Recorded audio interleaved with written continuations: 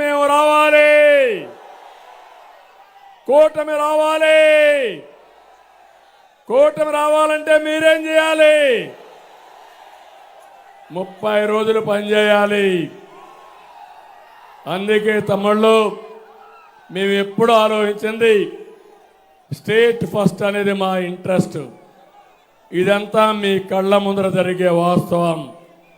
ఈరోజు గుర్తు చేసుకోండి, 2014 నుంచి 19 వరకు ఈ రాష్ట్రంలో ఏం జరిగిందో ఒక్కసారి గుర్తు చేసుకోవాలి.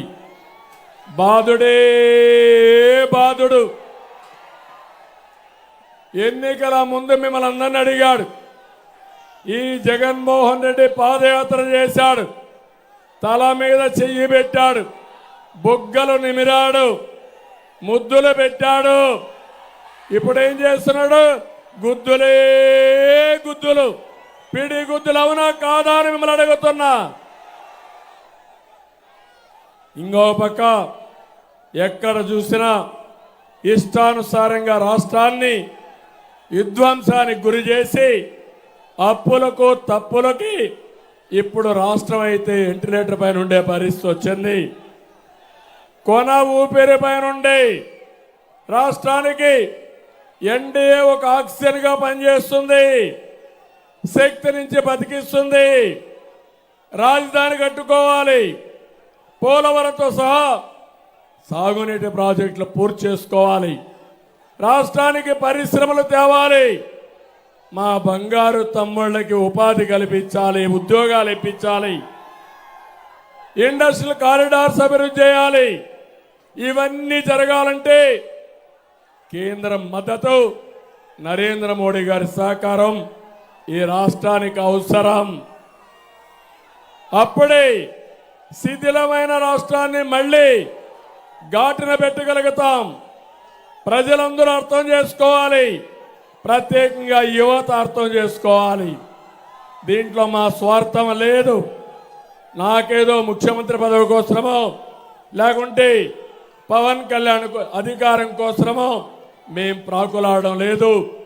రాష్ట్రం కోసం, మీ భవిష్యత్తు కోసం ఆలోచిస్తున్నాం. ఆశీర్వదించమని మరొక్కసారి మిమ్మల్ని అందరినీ కోరుతున్నానని చెప్పి కూడా నేను మీకు తెలియజేస్తున్నా.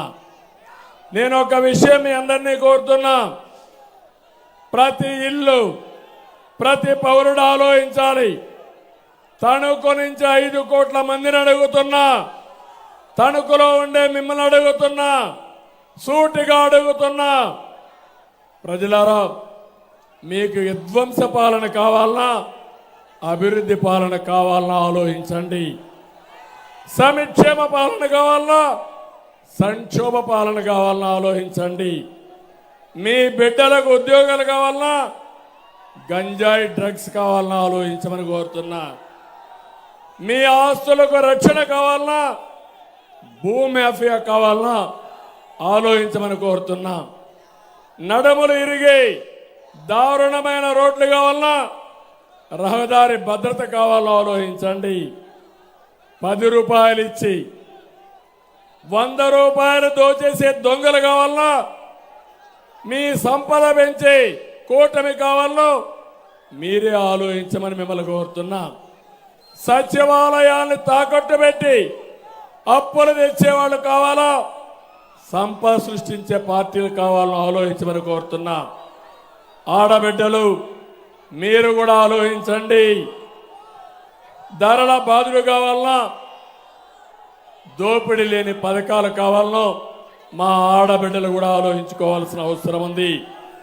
ఇక్కడే మందుబాబులు ఉన్నారు, వాళ్ళకు కూడా విజ్ఞప్తి చేస్తున్నా. మందుబాబులు, మీరు అనారోగ్యం పాలు కావాలన్నా జే బ్రాండ్ ని పూర్తిగా నిషేధించి మిమ్మల్ని ఆదుకునే పాలసీ కావాలనో ఆలోచించమని మందుబాబులు కూడా కోరుతున్నా. దళితుల్ని చంపి డోర్ డెలివరీ చేసే నాయకులు కావాలా, దళితులకి ఇన్నోవా లాంటి కార్లు ఇచ్చి పారిశ్రామికవేత్తలుగా తయారు చేసే పార్టీ కావాలో